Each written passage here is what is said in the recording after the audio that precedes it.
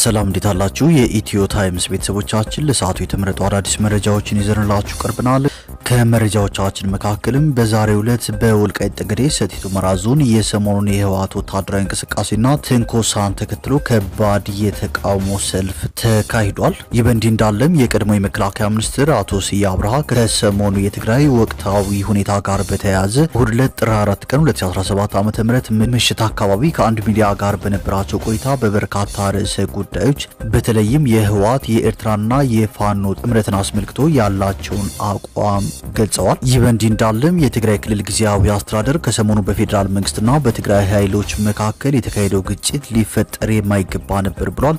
በግጭቱ ምክንያትም የተቋረጠው የኢትዮጵያ አየር መንገድ በረራ ዳግም እንዲጀመር ለፌዴራል መንግስት ጥያቄ ማቅረቡን አስታውቋል። ሙሉ መረጃውን በዜናችን በዝርዝር እናስደምጣቸዋለን። በአዲስ አበባ ከተማ አስተዳደር ልዩ ትኩረት ከተሰጣቸው ፓርኮች መካከል አንዱ በሆነው እንጦጦ ፓርክ አካባቢ የውጭ ሀገር ዜጎችን ሊዘርፉ የነበሩ 3 ግለሰቦችን በቁጥጥር ስር እንደዋለ የአዲስ አበባ ፖሊስ ማስታወቁን፣ እስራኤላውያን በኢትዮጵያ የሚገኙ በርካታ ቤተሰቦቻቸው ወደ እስራኤል እንዲገቡ መጠየቃቸውን፣ እንዲሁም የውጭ ጉዳይ ሚኒስትር ዶክተር ጌዲዮን ጢሞቴዎስ ከኬንያና ደቡብ ሱዳን አቻቸው ጋር መወያየታቸውን የሚሉ መረጃዎችን ይዘንላችሁ ቀርበናል። ዝርዝር መረጃዎቻችንን ለማድመጥ ቻናላችንን ሰብስክራይብ በማድረግ የደውል ምልክቷን በመጫንና መረጃውም ለብዙዎች እንዲዳረስ ላይክ በማድረግ እስከ መጨረሻው አብራችሁን ቆዩ።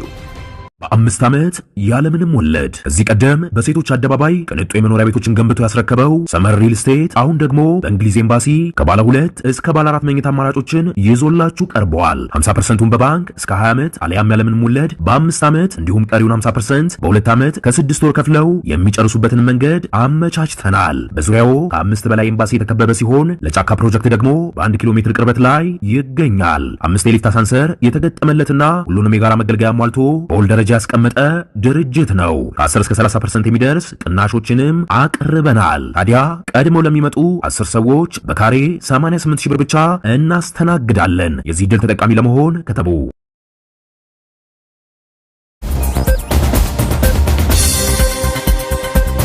ወደ መጀመሪያው መረጃችን ስናልፍ ዛሬ በወልቃይት ከባድ የተቃውሞ ሰልፍ ተካሂዷል። በወልቃይት ጠገዴ ሰቲት ሁመራ ዞን የሰሞኑን የህወሓት ወታደራዊ እንቅስቃሴና ትንኮሳን ተከትሎ በዛሬው ዕለት የተቃውሞ ሰልፍ ተካሂዷል። እምቢ ለዳግም ጦርነት፣ የጥፋት ኃይሉ እኩይ ዓላማ በኢትዮጵያ ፍርስራሽ ላይ የትግራይ ሪፐብሊክ መገንባት ነው የሚሉ መፈክሮችም ተሰምተዋል። ይህ በእንዲህ እንዳለም የቀድሞ የመከላከያ ሚኒስትር አቶ ስዬ አብርሃ ከሰሞኑ የትግራይ ወቅታዊ ሁኔታ ጋር በተያያዘ እሁድ ዕለት ጥር 4 ቀን 2017 ዓ.ም ምሽት አካባቢ ከአንድ ሚዲያ ጋር በነበራቸው ቆይታ በበርካታ ርዕሰ ጉዳዮች በተለይም ስለ ጥምረትና ከፋኖ ኃይሎች ጋር ስለሚደረግ ትብብር ማብራሪያ ሰጥተዋል። አቶ ስዬ አብርሃ የህወሓት አመራሮችና የትግራይ ወታደራዊ መኮንኖች ከኤርትራ ጋር እያደረጉት ነው ያሉትን ጥምረት ተችተዋል። እንደ እርሳቸው ገለጻ ይህ አይነቱ ግንኙነት ትግራይን የትልልቅ ዝሆኖች ማለትም የውጭ ኃይላት የጦር አውድማ የሚያደርግ ነው ብለዋል።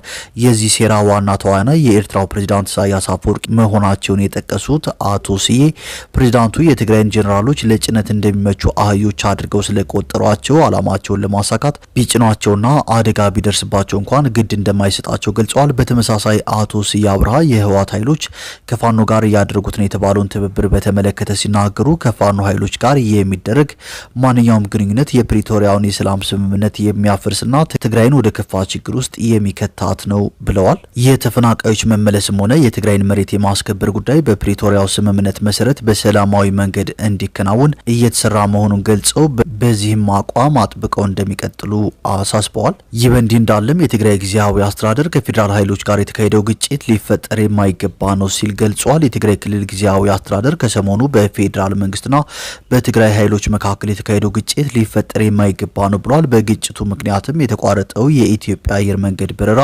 ዳግም እንዲጀምር ለፌዴራል መንግስት ጥያቄ ማቅረቡንም አስታውቋል። በሌተናል ጀነራል ታደሰ ወረደ የሚመራው የትግራይ ክልል ጊዜያዊ አስተዳደር ይህንን ያለው ወቅታዊ ጉዳዮችን አስመልክቶ እሁድ ጥር 24 ቀን 2018 ዓ.ም ባወጣው መግለጫ ነው። የትግራይ ኃይሎችና የሀገር መከላከያ ሰራዊት ካለፈው ሳምንት መጀመሪያ አንስቶ ግጭት ውስጥ ገብተዋል። የኢትዮጵያ ሰብአዊ መብቶች ኮሚሽን ባለፈው ሳምንት መጨረሻ ያወጣው መግለጫ እንደሚያመለክተው ግጭቱ የተቀሰቀሰው በትግራይ በአማራና በአፋር ክልሎች በሚገኙ አዋሳኝ አካባቢዎች ላይ ነው። የትግራይና አማራ ክልሎች በሚወዛገቡበት ጸለምት በሚገኙት ማይዳጉሻ፣ ማንጫራና ሌሎች ስፍራዎች በከባድ መሳሪያ የታጀበ ውጊያ መታየቱንም ሪፖርቶች አመልክተዋል።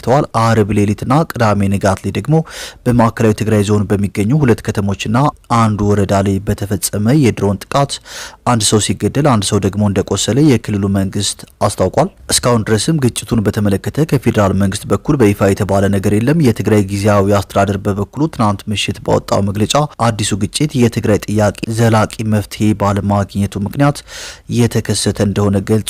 ጊዜያዊ አስተዳደሩ ዘላቂ መፍትሄ በሚል የጠቀሰው የተፈናቃዮችና የትግራይ ክልል ወሰን መከበር ጉዳይ ነው። በትግራይ ዘላቂና አስተማማኝ ሰላም ሊረጋገጥ የሚችለው ተፈናቃይ ወገኖች ዋስትናቸው ተጠብቆ ወደ ቀያቸው ሲመለሱና የትግራይ ህገ መንግስታዊ ወሰን ሲከበር መሆኑን ጊዜያዊ አስተዳደሩ ያምናል ሲልም ገልጿል። እነዚህ ጉዳዮች መሰረታዊና ብቸኛ ጥያቄዎች መሆናቸውን የገለጸው ጊዜያዊ አስተዳደሩ የድንገተኛ ግጭቶች መነሻ ሊሆኑ እንደሚችሉም በመግለጫው አስፍሯል። ጊዜያዊ አስተዳደሩ እነዚህ ጥያቄዎች በሰላማዊና በፖለቲካዊ መንገድ መፈታት እንደሚችሉና ሊፈቱ እንደሚገባም በጽኑ እንደሚያምን አስታውቋል። ከዚህ ውጭ ያለው መንገድ ዘላቂና አስተማማኝ ሰላም ሊያረጋግጥ እንደማይችል በመግለጫው የጠቀሰው ጊዜያዊ አስተዳደሩ ካለፈው ሳምንት ጀምሮ የተቀሰቀሰው ግጭትም መሰረታዊው የትግራይ ጥያቄ ዘላቂ መፍትሄ ባለማግኘቱ ምክንያት የተከሰተና ሊፈጠር የማይገባው ነበር ብሏል። ሰሞነኛው ግጭት በትክክል በምን ምክንያት እንደተነሳ እስካሁን ግልጽ አይደለም። የጊዜያዊ አስተዳደሩ ፕሬዝዳንት ሌተናል ጀነራል ታደሰ ወረደ ቅዳሜ ምሽት በትግራይ ቴሌቪዥን በተላለፈ ቃለ መጠይቅ ላይ ግጭቱ የተነሳው የትግራይ ኃይሎች ወደ ጸለምታ አካባቢ ለመግባት በሚንቀሳቀሱበት ሰዓት እንደሆነ ተናግረዋል። ወደ ላይኛው ጸለምቲና በትንሹም ቢሆን ወደ ታችኛው ጸለምቲ ማኑበር ለማድረግ የተወሰነ ኃይል እንዲሻገር ተወስኗል ሲሉም የታጣቂዎቹ እንቅስቃሴ በጊዜያዊ አስተዳደሩ ውሳኔ የተከናወነ እንደሆነ ጠቁመዋል። እንደ ታደሰ ገለጻ እዚህ ውሳኔ ላይ የተደረሰበት አንድ ምክንያት ከተፈናቃዮች አለመመለስ ጋር የሚገናኝ እንደሆነም ገልጸዋል። ተፈናቃዮችን ለመመለስ በሚደረገው ጥረት ጊዜያዊ አስተዳደሩን የማግለል ሁኔታ እንዳለ በማንሳት የወቀሱት ፕሬዝዳንት የመመለስ እቅዱ አፈጻጸም ሙሉ በሙሉ ጊዜያዊ አስተዳደሩን ወደ ጎን በመተው እየተንቀሳቀሰ ነው። ይህ እንዲስተካከል ስንጠይቅ ቆይተናል ብለዋል። ጸለምታ አካባቢ ሊፈርስ የሚገባው ህገወጥ አስተዳደር እየተጠናከረ በመሄዱ ምክንያት ተደቅኗል ያሉትን የማንነት አደጋም በምክንያትነት ጠቅሰዋል። በአካባቢው ያለው የትምህርት ስርዓት ተቀይሮ ተማሪዎች በአማርኛ ቋንቋ እንዲማሩ ተገደዋል ሲሉም አክለዋል። የትግራይ ኃይሎች በጸለምታ አካባቢ እንዲንቀሳቀሱ የተደረገው ይህ ጉዳይ ዳግም አጀንዳ ሆኖ እንዲነሳ ለማድረግ እንጂ የውጊያ እንቅስቃሴ አልነበረም ሲሉም እርምጃውን ተከላክለዋል። ይህ እንቅስቃሴ በሚደረግበት ጊዜ ግን ያልታሰበ ግጭት አጋጥሟል ያሉት ፕሬዝዳንቱ ወደ ሙሉ ጦርነት የገባ የሚመስል የድሮን ጥቃት መፈጸሙን በማንሳትም የፌደራል መንግስትን ወቅሰዋል። ከሰሞኑ እየተፈጸመ ያለው የድሮን ጥቃትና ወደ ሙሉ ጦርነት ለመሸጋገር የሚደረጉ ዝግጅቶች ተገቢ አይደሉም ሲሉም ተችተዋል። በፌደራል መንግስትና በትግራይ ኃይሎች መካከል ግጭት መነሳቱን ተከትሎ የኢትዮጵያ አየር መንገድ ወደ ክልሉ የሚያደርጋቸው በረራዎች ከሐሙስ ዕለት አንስቶ ተቋርጠዋል። 5 ቀናትን ያስቆጠረው የበረራ መቋረጥ ዛሬ ሰኞ መቀጠሉ ተሰምቷል። የትግራይ ክልል ጊዜያዊ አስተዳደር ፕሬዝዳንት ሌተናል ጀነራል ታደሰ ወረደም ይህ የበረራ መቋረጥ ወደ አዲስ አበባ ሊያደርጉት የነበረን ጉዞ ማስተጓጎሉን በቃለ መጠይቁ ገልጸዋል። ሰሞንኛውን ግጭትና ሌሎች ጉዳዮች በተመለከተ ከፌደራል መንግስት ጋር ለመወያየት ቀጠሮ እንደነበራቸው የገለጹት ፕሬዝዳንቱ በረራው በመቋረጡ ምክንያት ወደ አዲስ አበባ መጓዝ እንዳልቻሉ አስረድተዋል።